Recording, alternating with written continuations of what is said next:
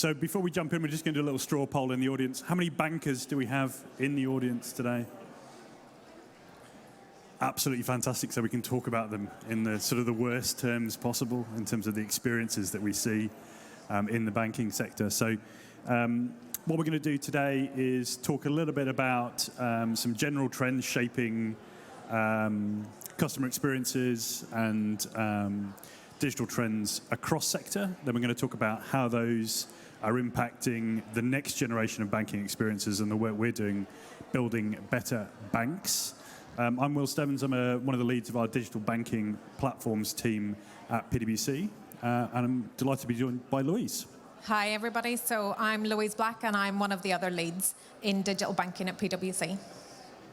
Absolutely delighted to be here today, especially because it's a conference with actual people and not something online for a change, which is fantastic. It's definitely the best conference I've been to for 18 months, Louise, so I can say that much. Hopefully. So look, we wanted to start with the most important person in any organisation, the customer. And I think it's fair to say that as customers, we understand some of these trends, and across every sector and every segment, customer expectations are shifting. That's equally true in segments, but it's also blurring the line between segments. So the experiences that you might have had in retail starting to become leisure experiences, and banking sector experiences again blending into retail. There's a set of trends that underpin that, but the key one is probably connectivity, and in particular the extent to which we are glued to our mobile devices, Louise. Yeah. So let's start with some of the key stats. So on average, adults in the UK now use their mobile devices, their smartphones, for about 3 hours, 23 minutes every single day. When we narrow that down to a specific segment, so that's 16 to 24-year-olds, that actually increases to 3 hours, 53 minutes. Unfortunately, not a segment I'm in. When we look at those stats, it's actually 1 hour, 50 minutes of that is spent on social media.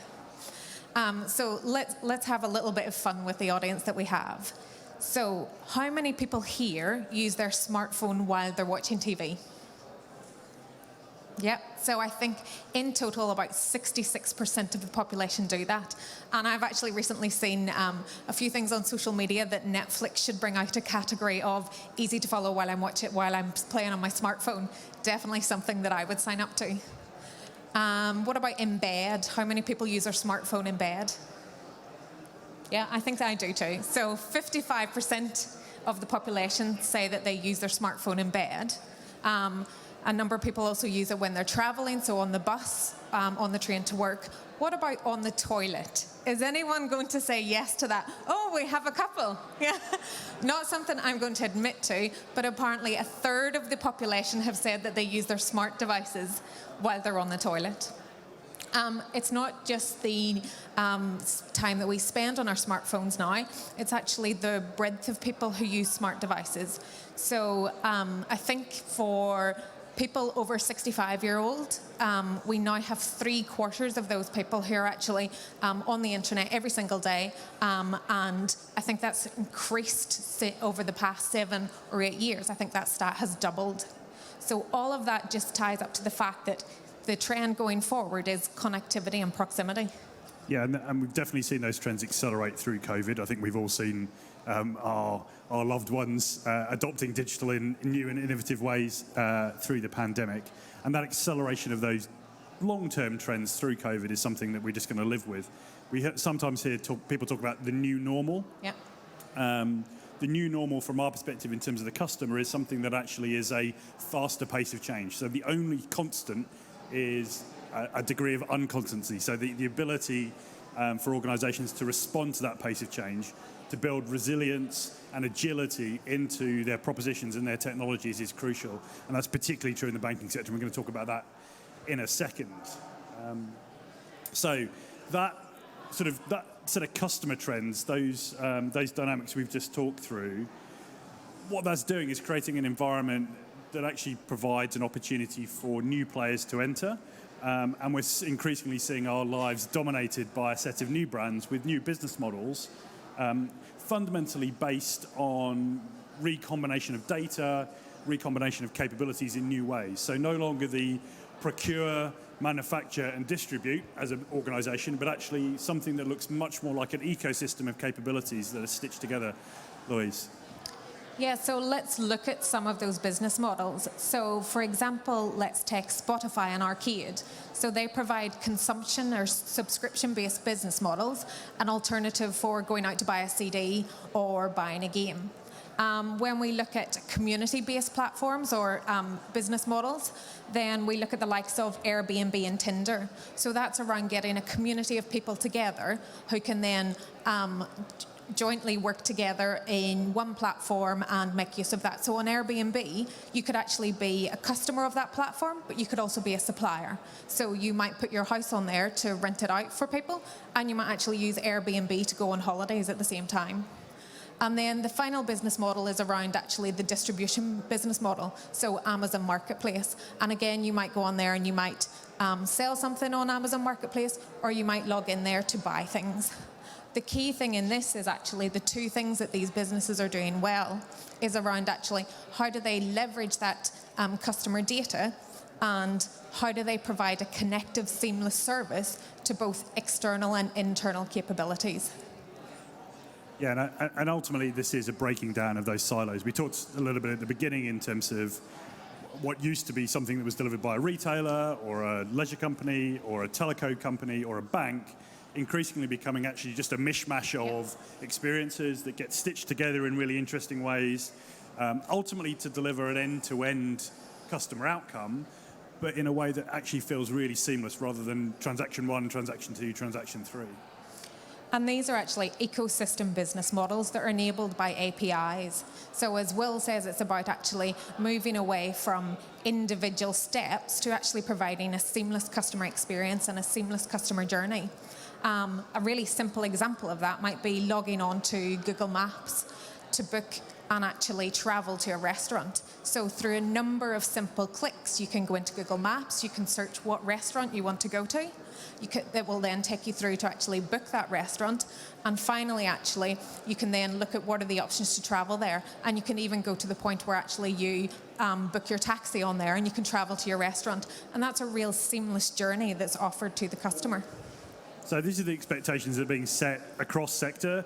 It's a set of expectations that are set by us in terms of the way that we want to engage with these brands and the new business models that emerge. Sort of playing that forward to the area that we work in, which is helping banks sort of address those changing customer expectations, is equally true in the banking sector. So what we're starting to see now is banks actually adopting this ecosystem-driven approach. Now, what's exciting and interesting here, this is an opportunity for organizations to open up, to build reusable capabilities, which you can then unpackage and recombine in sort of new and novel ways. And as well as delivering an improvement in the customer experience, it also presents an opportunity to drive some real operational effectiveness, leveraging the best capability as it exists in the market at any one point in time, but also being able to change those capabilities really frequently as new regulation comes in or customer expectations shift. So let's bring that to life a little bit. So let's take the example, say, of a customer who wants to purchase a car but has historically low credit rating. So in the same way that we talked about in the example of the restaurant, that customer can experience a really seamless journey in terms of logging into the dealer's site, selecting their car, and then actually going through to the finance provider's journey. And that's a real seamless experience for them. But when they get to that point, we then need to go, right, okay, is the loan affordable for that customer or not? Now, wind back a number of years, and how that would happen is the customer would have to provide evidence of expenditure, of pay slips, bank statements. I don't know if anyone's gone through that process where they have to provide all that information to get a mortgage. That's then sent off to a bank, and the bank needs two things. So one is a complex categorization and decisioning technology, and then an operational headcount to be able to process that information to get through to a decision. where we are now is actually a much better experience.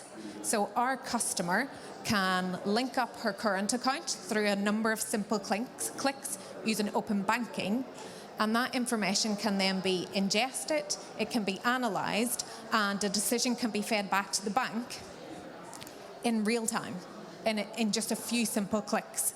And not only does that provide a better customer experience, it also means that from a bank perspective, they don't need that operational headcount, so there's a step change within that. And actually the service is provided by a fintech, so they no longer need to develop that technology in-house, and they no longer need to pay for the maintenance and the development of that. So all of that provides a much better experience for the bank, a much more resilient and a much more agile experience for them.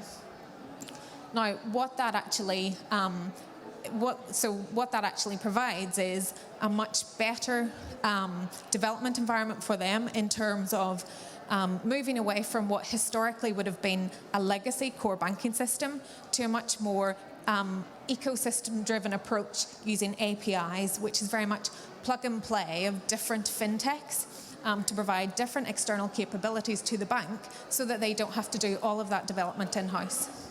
Yeah, and let's just bring that to life in terms of this ability for the banks of today and the banks of the future to unpackage their capabilities and deliver new business models. So a great example of that, and it's actually something that's actually reasonably well established now, is the work that Starling's been doing with Raisin. So Starling, cloud-based, built for the future bank, but very much focused in terms of the APIs that they're creating and how they open up those capabilities to third parties.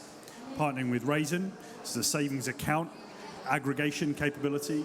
They're just sitting on top of not just Starling's banking capability, but actually using their banking license as well. So that's Starling providing the current account, Raisin providing the front end for the customer to put their money in, and ultimately a set of APIs that flow out and put those in the best savings account they possibly can. So this interplay between different organizations, this unpackaging and repackaging of capabilities is equally true in the banking sector as it is in the other sectors we've been talking about. From a PwC perspective, this is quite exciting for us because actually it's an opportunity for us as an organization to do that ourselves. We start to think of ourselves as a fintech, as well as doing people's taxes and accounting as well. And that ability to pre-build and test in our sandbox those capabilities is something that we've been doing a lot over the last 2 or 3 years. What we've seen as we've brought that capability to our clients is that real delivery of those outcomes we touched on at the beginning, that improved customer experience, that fundamental shift in the cost reduction that Louise touched on as you start to leverage these new capabilities to drive more automation, more straight-through decisioning, reducing the amount of manual processing, improve trust with customers. You're using real data, secure pipes to deliver these experiences, more automated decisioning. But crucially, I think that the key piece for us and the experience that we've had is this continuous innovation of capability. Louise, you mentioned that open banking plugin of the real-time decisioning on a piece of data to check affordability. In the last 18 months, we've plugged and played about 4 or 5 different providers for that service. So it's this continuous ability to go to the market, find the best in breed, and plug it in a really quick and easy way is one of the key capabilities that comes out of this approach, and a big lesson over the last 2 or 3 years for us. Yeah. So hopefully a little bit of a taste of some of the key trends shaping customer experience across sector. We touched on some of how those sector boundaries are sort of breaking down. We've then gone a little bit into what that means for the banks, this future architecture, this API-enabled architecture of the ecosystem, and the benefits that we're seeing with our clients in terms of moving to this model. I think we're going to move to Q&A, Louise. So we didn't have any bankers in the audience, so we can take a load of questions around anything we'd like to touch on, really.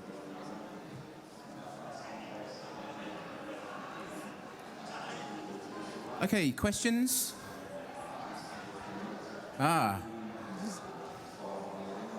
Anybody with their hands up? Yes.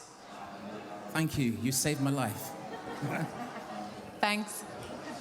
No worries. Question for you. How do you decide who to bring into that sandbox process? So there's two pieces. One is what are our clients looking for? What are the key capabilities that are sort of shaping the next thing they're trying to deliver? So a big focus at the moment is, from a regulatory perspective, affordability. So I really want to understand that the loan that I'm going to give you, the mortgage, is the right product for you, so it's affordable, and I want to be able to prove that. So that's something that's a hot topic at the moment. So we're taking that demand, and then we're going and looking and scanning and trying to engage with potential partners to provide that capability. In terms of who those partners are, the thing we're looking for is actually the quality of the API. So it's about how well can I engage with that business through this API? How consumable is it? How well documented is it? How quickly can I bring it into my sandbox so that I'm not talking in theory, I'm not looking at PowerPoint slides, I'm actually playing with that data, with that service, proving that it works. So where's the demand and how good is the API? How well constructed is it? Are the two sort of factors? And I think in financial services, it's really important to remember that, look, this is a massive shift in mindset from really like legacy banking. So to go to a big bank and go, oh yeah, we're going to use all these fintechs. It's really important that it's actually secure, as Will says, that they're known, they're tried and tested even. And all of that comes into the mix whenever it's working with our clients to go, okay, what fintech are we going to use? Who do we plug in? But actually, the nice thing about it is that unlike legacy core banking, where it might have been a multi-year program to do an upgrade on it, you can actually plug and play these really quickly. So you says, I think over the past 6 months we've used 4 different onboarding providers. So it's try it, doesn't work, find someone else. Okay, great answer. Yes, there we go. I'm over here now. Hello. Are banks using APIs to provide new services, or are they just making existing old-style services easier to access? Shall I take that one? So what we're starting to see now is a third wave of digital. So wave one, let's put a digital channel up so that I can do some transactions online.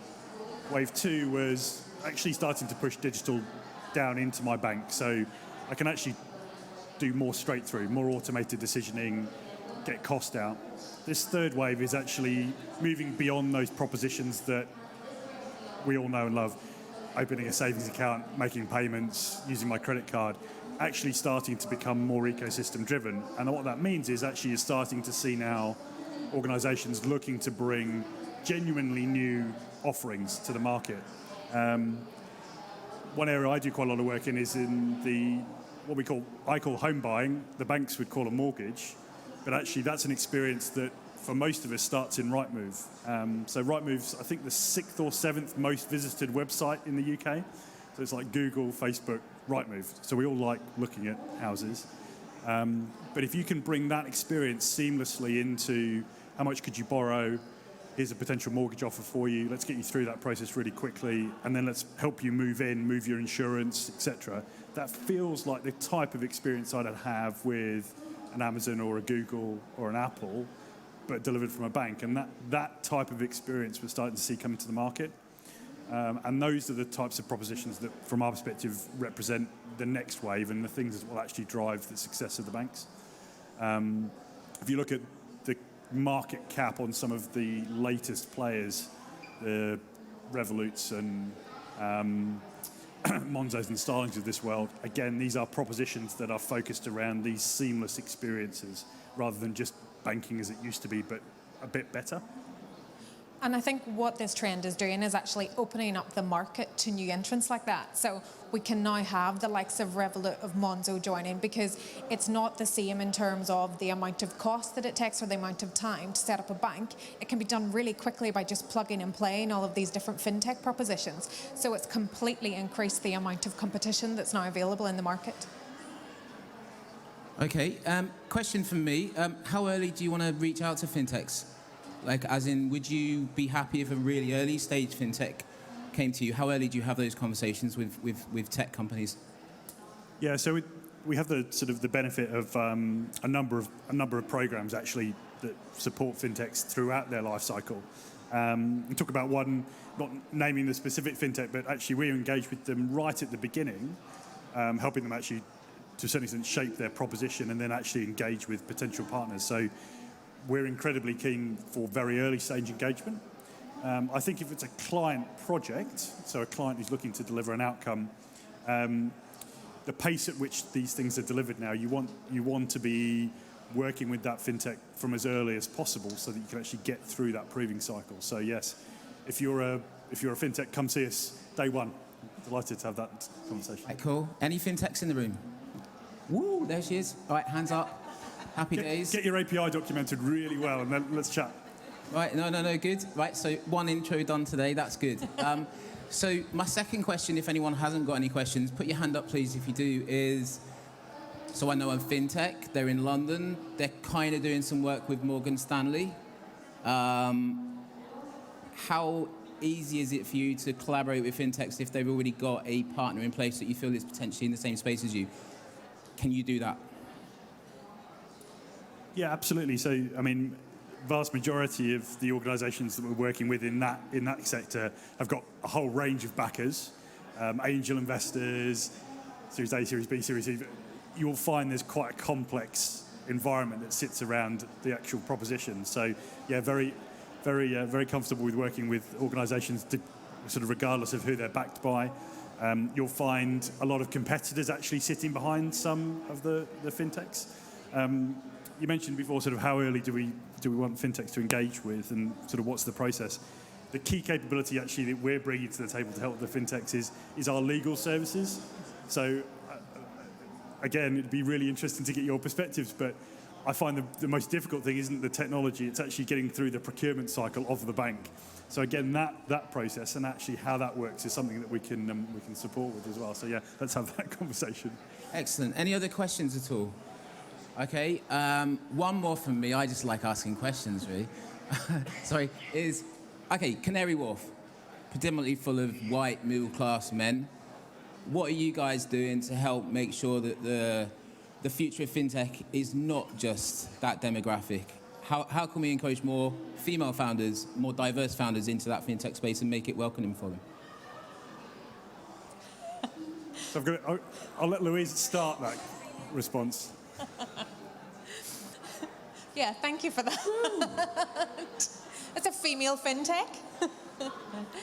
Look, it's a really important cause, and it's part of actually the purpose and the drive of PwC. It's the centre of what we're doing is actually looking at diversity and how we increase that.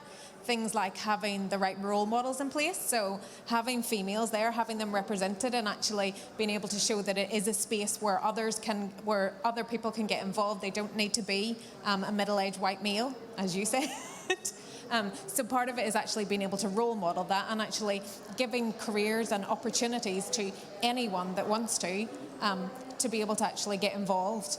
So it's very much in terms of making sure we have the right recruitment in place, making sure there's role models in place and giving those opportunities to people.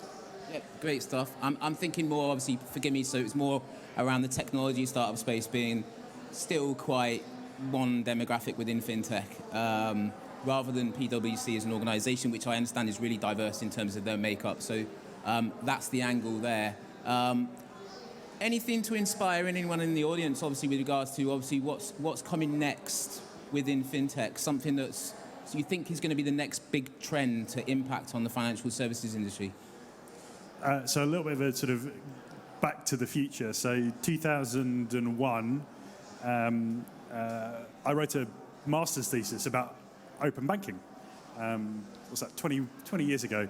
I've never been so wrong in my entire life. I've made this prediction that 60% of us would be using open banking, like plugging your bank account, adding them together, getting data and insight out. 60% of us would be using that within 2 years. I think the current adoption rate of open banking is less than 10%. That's 20 years later. So if I was to say what would I be wanting to get into now, it would be thinking about, as we are starting to see those trickles of adoption, we're going to hit that critical mass.